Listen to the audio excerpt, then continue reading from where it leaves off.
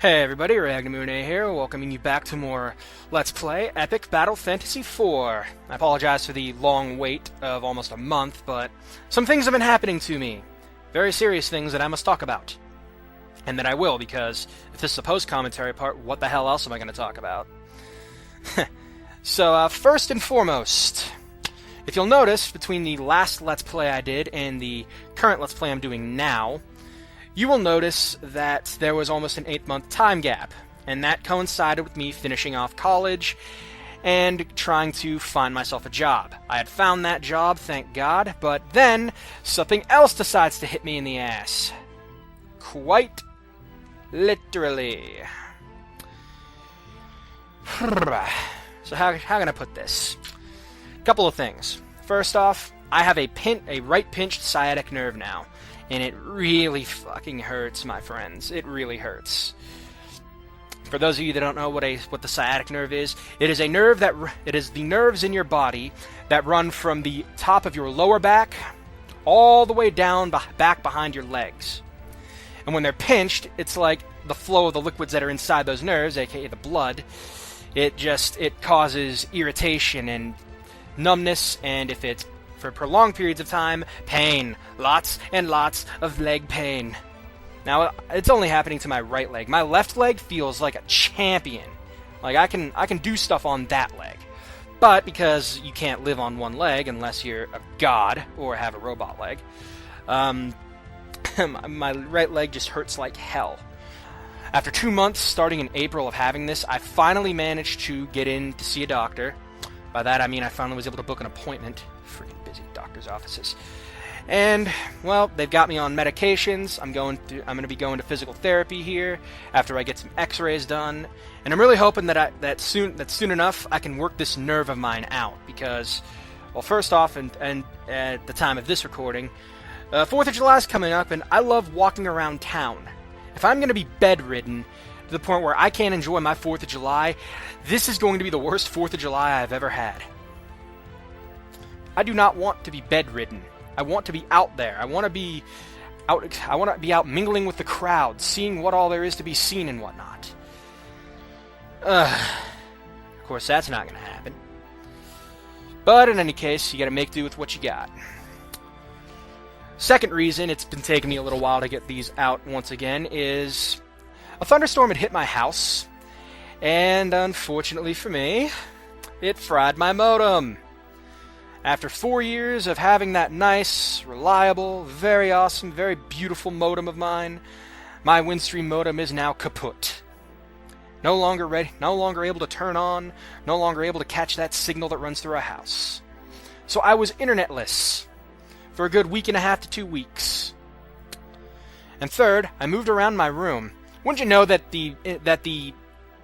my modem being fried happens right after my room gets rearranged? Ain't that just my luck? But for every amount of bad luck you got, you're gonna get good luck. So hopefully here my good luck will go towards getting this damn pinched nerve of mine taken care of. I'm all hopped up on medication now. They gave me 2 kinds of prescription meds, and I'm also taking ibuprofen along with one of the other prescription meds to help reduce the pain.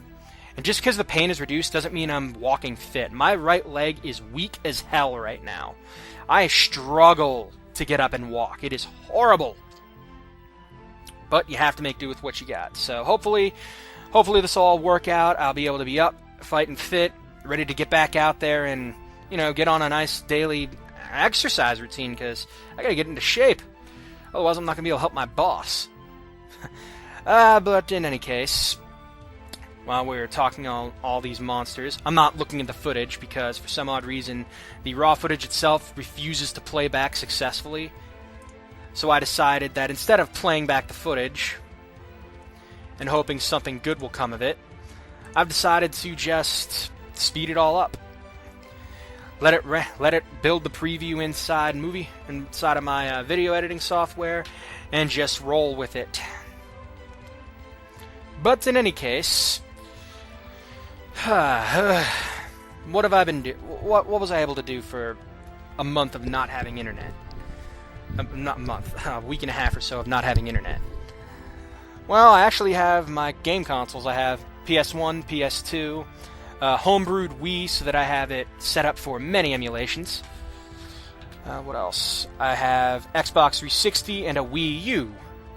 Got that Wii U on a very good price, $250 for the Wii U. 6 games, 2 extra controllers, including gamepad. It was a deal. Put it that way. It was a deal. And I'm very happy. Got Sonic Lost World installed onto it as well. Not the Deadly 6 version, so no Knights level for me. God damn it. Sega, do yourself a favor. Put it on the Wii Shop. It's all you need to do to make this game perfect. I don't want to play around in Knights World. God damn it. I love it. So out of my boredom and whatnot, I actually managed to get all the red rings in that game. God rest my soul.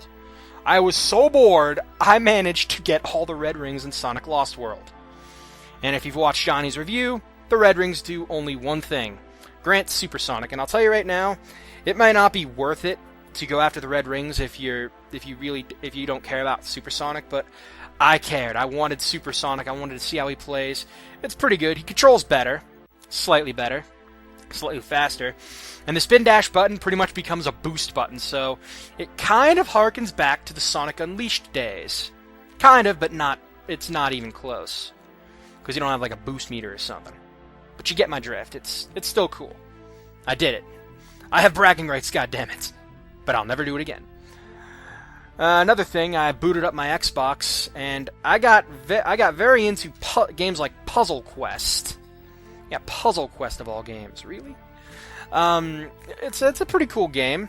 It's a rough game to start out on, but once you get all the right pieces of equipment, quote unquote, hint hint, get a troll ring, or as soon as you can, the ultimate troll ring, and keep your blue mana maxed at all times. You will thank me. I also use the enchanted gem amulet in there that whenever I have a full stock of mana, all of my mana reserves begin to charge by 2, and that is awesome. I think I got that from the Mektor fight. But that is an awesome equip item. And before that I used the Orc Captain's Club. Can't remember what it was called, but I think it was like Gluck's Club or something, which basically gives you a 1 in 5 chance every time you match up damage that you will deal an extra 12. And that is pretty cool, especially if that 20% goes off multiple times. I once was able to deal a whopping 63 damage in one chain of moves, just completely halving the health of my opponent. It was beautiful and awesome. The Citadels was really a cool thing too, because like, hey, I actually have a way of getting gold now. I just wish there was a way to avoid some of the forced encounters, like griffins on one of the mountaintops, an ogre when you're trying to go into the Dragon's Realm, a wyvern when you're trying to head up north to the Minotaur area. That's their minor gripes that turn me off, but it's pretty cool. It's a good game regardless. Check it out. And its sequels if you can. I think the sequels, I've never played the sequels, but I've seen them. I think they do the game even better. Next up, Dead Rising. I have gone back to playing Dead Rising after a while, and I don't own an Xbox One, and I don't plan on owning an Xbox One, so I'm probably never going to get to play Dead Rising 3. But that's okay, because I don't really enjoy 3 all that much. I've seen gameplay footage. I've seen what needs to be seen, and it's an okay-looking game. And I'm not going to begin bashing it by saying 33 frames per second, which is absolutely unplayable. Dude, you grew up in a time where we could play games at freaking 10 to 15 frames a second from the NES era. I have played games at 10 frames and 15 frames, 30 frames. If it plays at 30 frames a second, that is acceptable to me. I will play games at 30 FPS. No problem. If it starts, hell, even 15 to 20 frames a second, I'll play it on. I just want to play. I don't care about how a game looks. To me, I'm one of those gamers that is not about graphics. It's about gameplay and structure. So going back, I decided I'll play Dead Rising 2 first, and then go back to the original Dead Rising to compare, which might not have been the best idea. First and foremost, Chuck Green and Frank West have different control schemes. Yep, different control schemes. It was really weird, too, because I went back to play Dead Rising 1 after 2. I decided to fuck around in Infinite mode. Or rather, fool around. Remember, guys, kid-friendly. Fool around in Infinite mode.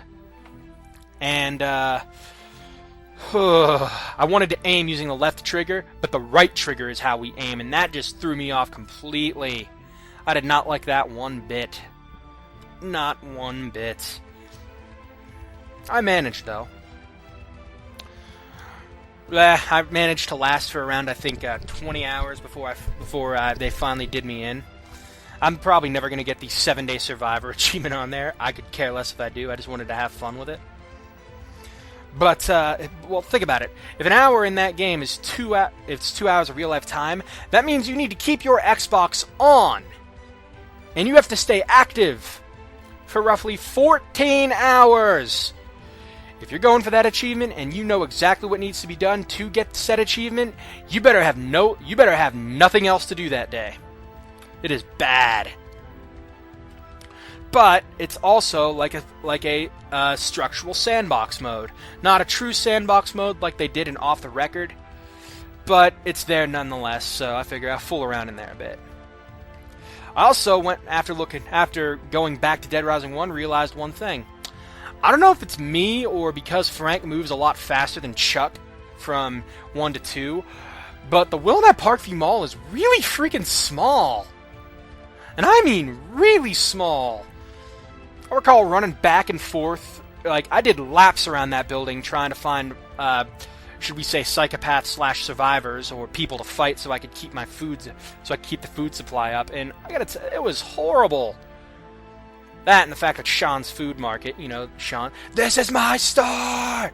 That guy. His market's locked, so I can't go inside the grocery store. You cheap bastards. But I started with Case Zero, worked my way up. Case Zero was a fun distraction. You can get up to level 5 before transferring Chuck over, and that translates pretty damn well. Then you can go ahead and you can start out a little ahead of the curve.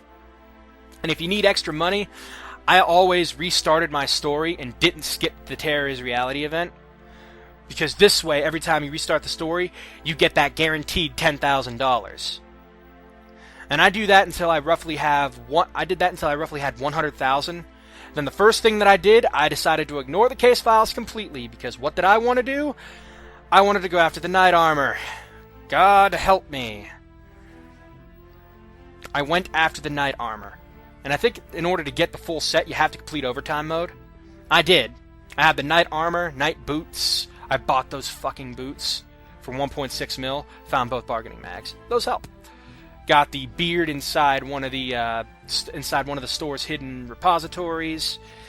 And then I had to play poker with fucking Jack. I hate Jack. I really do. But I beat that fat boy. I beat that fat son of a bitch. I got his helmet. And then I began my days of da-na-na-na-na-na-na-na-da-da. Dun dun dun dun dun dun dun dun dun dun dun dun dun. Oh crap, I'm in my underwear. That's about the experience. I got bored of it after 2 minutes. Oh well. It was still kind of cool. I'm glad I got the helmet, because it's like if I ever want to play King Arthur, I'll boot up some Ghosts and Goblins music, throw it in the background, and I'll just go around killing people with Chuck Green and the Flaming Arms. Or if I need to, I'll go find myself a javelin. Or something. Yeah, I'll find myself one of those spears. I also, to get to level 50, I would also recommend the Wingman. On day 2, after giving Katie Zombrex, and you decide to leave the safe room, you can run into Queens. The moment this happens and you decide you just want to level up and try to get maxed out as quickly as possible, go get as many queens as you can. Head out to the Yucatan food court. Go to the Mexican restaurant. Rojo's in its name. I don't know the full name. I can't be bothered to know it. But go there. You can mix together 2 apples and 4 tacos, and you can get 3 nectars. Go find queens. Combine the queen with the nectar, and you get the wingman. And I did that until I had 5 wingmen. I let them all up. Made sure I had myself a gun of sorts. And the wingman will just do all the work for you. Every time a wingman kills a zombie, it deals 500. It gives you 500 PP. So you can have up to 5 wingmen active at once. They all go after 5 different zombies. That's 2,500 every time they go out and attack. That is by far the best and most efficient way to level up. If you want to join in on the carnage, or you just aren't bothered to do the wingman route, then get the scratch card for knife gloves. This way, every time you kill something with the knife gloves, you get 300 PP instead of 150, which is from the scratch card. And that's still a pretty good way of leveling up, too. But I would highly recommend the wingman route, because you can just sit there on your ass with a gun in your hand. You don't have to fire any bullets whatsoever. It's great. I also got all 4 of the DLC outfits, too, so I had the ultimate zombie slayer. Yeah, that and I just liked shooting a 6-shooter that had 120 bullets instead of 60. I love that 6-shooter. Yeah, fuck you, Seymour Redding. Or whatever the hell his last name is. Next. What else is there to talk about? I've also been, my friend Jimmy's been coming over to my house. I don't know if you guys haven't met him yet, but we're trying to get together someday. Hopefully pull a Let's Play out of our ass. Something. We're diehard Yu-Gi-Oh! Nuts. And thanks to him, thanks to the efforts of himself and myself, I have created a grand total of 12 real-life decks. With only half of them competitive. Only half of them are ready to be competitively used. But here's the worst part of it all. I got no one else to play it with except Jimmy. That's why it's like we've been going around town saying, hey guys, get into the game Yu-Gi-Oh! It's an awesome game. It is an awesome game. And if anyone goes into the comment section saying Yu-Gi-Oh! Sucks, I'm gonna kick your ass. Well, no, I wouldn't do that, but you get the drift. Yu-Gi-Oh! Does not suck. The Pokemon TCG doesn't suck. I just don't play it. I remember collecting all the cards as a kid. Or at least attempting to. I will never forget my base set Charizard. Yes, I actually had one of those things. Don't judge me. I was a kid and I didn't know how much it would have been worth today. If only I knew. I'd have 200. I'd be at least $200 richer, and I would have my internet back. In any case, let's move on. Let's see. Games in general. Because, I do own myself quite a lot of games. Before I had, an internet connection, I didn't get an internet connection until I graduated high school. So, I was stuck going to the library every day for my internet services, which, I'll be honest... Hey, don't freeze up on me now, Audacity. There we go. I went over to the library every day to play my games, do emulations and stuff like that, and I didn't have myself a decent computer, just a basic one for listening to music and crap. I also had a crappy dial-up internet connection, so I could at least do text-based stuff on it. Oh well. In any case, I've been introduced to so many games over the years. Obviously, my very first game I ever played, Sonic the Hedgehog 2, Sega Genesis. I was 4 years old at the time, in 1996. Dad had a Genesis. My dad had a Genesis during his, I think it was his college days or something. I don't know. I don't even know if he went to college, but he had one around.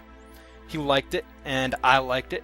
So it's basically my dad that got me into gaming, and it was an awesome time. So I have to thank for that. Next off, we owned an Atari 2600.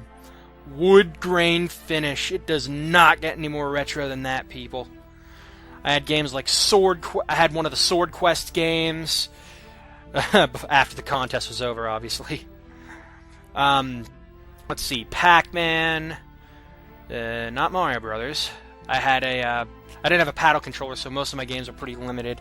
I had Asteroids, Pinball. I had some good 8-bit memories with those, even if I did suck at them. But it was still pretty fun. They were made to be short games, and it's like I can come to respect that. Sometimes not all games need to be, a 60-hour fetch quest or something. Then we eventually got an N64, so I was introduced to the world of 3D via Wave Race. It was the only game we had at the time. But Wave Race was a pretty fun game, good distraction. Then we got WWF Attitude. When I finally got a memory card for it, when I was years later, I started creating characters. I actually beat all of WrestleMania, all the career mode in that game. Got all the unlockable characters. It was a fun time. Really wish that memory card didn't kill itself, though. Friggin' third-party memory cards. But, what else is there to talk about? Other games. Yeah, I've done wrestling, I've done racing, I've done platformers. Platformers are one of my main two go-tos. As I got older, RPGs became more of my go-to because it's like you'd be hard-pressed to find a good RPG that isn't Final Fantasy. Not saying all Final Fantasies are good, I'm just saying you'd be hard-pressed to find an RPG that isn't Final Fantasy that's good. But I did. It's called The Legend of Dragoon. In my opinion, it trumps Final Fantasy in every way, shape, and form. Every way, shape, and form. And you can bet your ass I was pissed off when I found out that Dart Feld was going to be a DLC character for PlayStation All-Stars. I was pissed. They didn't release... They had not screenshots, but models drawn up of him and everything. He would have been amazing! If Dart was in that game, a PS3 or PS Vita or PSP, whatever consoles that those things were on, it would have been an instant buy for me if Dart Feld was in that game. Instant. What do we get instead? Let's see. We get good stuff. We get Jak. We get Jak and Daxter, Ratchet and Clank, and Sly Cooper. They're awesome. But where's my Spyro? Where's my Crash? Where are the good PS1 icons? I mean, hell, you could even have Lara Croft if you wanted to. Where are those classics? You got Parappa the Rapper and Spike from Ape Escape, but not Crash or Spyro? What is wrong with you guys? And was there really a reason to... Was there really a reason to put out Nathan Drake? Whatever the infamous character was. There was a hero version and a dark version of him, and why? Dear God, why? It's called a costume swap. Use it. That would have freed up at least one character slot. That should have been reserved for Dart. Okay, I'll stop my bitching. But yeah, the PlayStation 1 was probably the golden age for me because it's like there were so many good games for it. And I went through a lot of controllers. Not because I was mad, but we had pets. Those pets had teething problems. And guess which room had all the consoles in it? With wires and everything. I'll give you two guesses. But I eventually did get I completed the Spyro 1 collection. Spyro 1 no longer works on my consoles anymore, but I did a Let's Play of it, so I'm not entirely sad that I'll never get to touch it again. I've been trying to Let's Play Spyro 2, but of course that's not been going too well. Just technical hiccups and the like. I'm gonna get better at it. And then Spyro 3, it works. It works. It's just a little glitchy. But it still works regardless, and I'm happy it does. Are you done rendering yet? Nope, you are not. So I have the feeling I'm going to have to go all the way into my video editor and just redo all the speeds by themselves. And I'll have to let them all render. Good God. That's going to be fun, people. Let it be known that if you ever want to go into Let's Play, and go into doing Let's Plays, you need to know how to edit. You need to know at least basic video editing. Don't do this, though. Don't take your entire raw file, throw it into the editor, take your entire voice, throw it into the editor, and just put it together like that. No. Do some trimming. I learned a couple of tactics from H.C. Bailey that ever since I've learned them, I decided, hey, I'll live by those ideals and rules.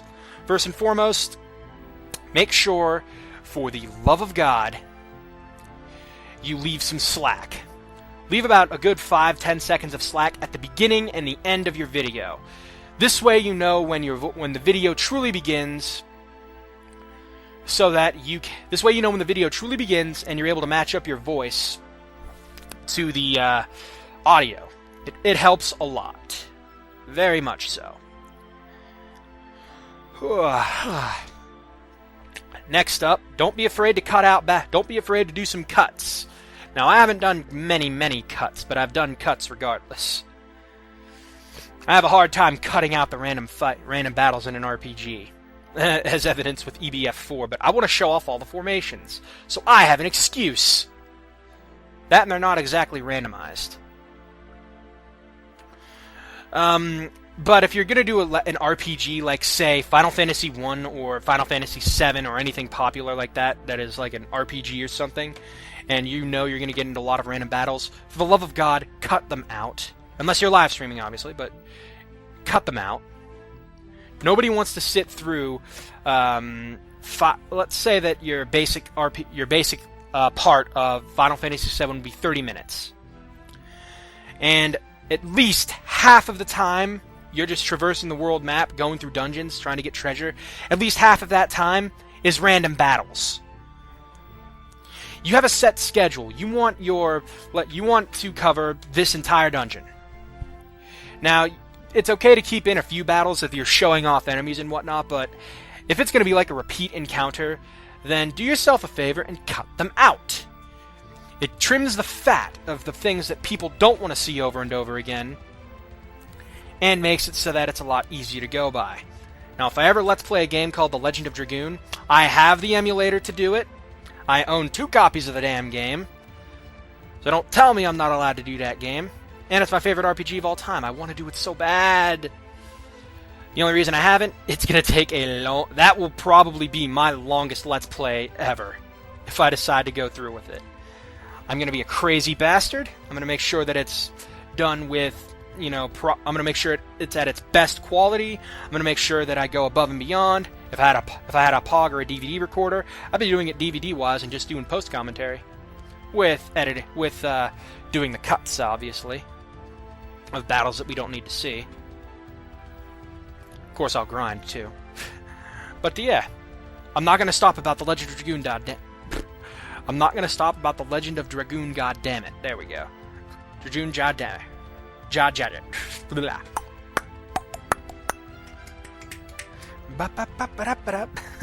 Yes, I'm insane. Alright. Got about 8.5 minutes left here. Maybe 9. So, Yu-Gi-Oh! What kind of decks do you guys play out there? I myself, I've got quite a few decks I'd go over and reach, but I don't want to.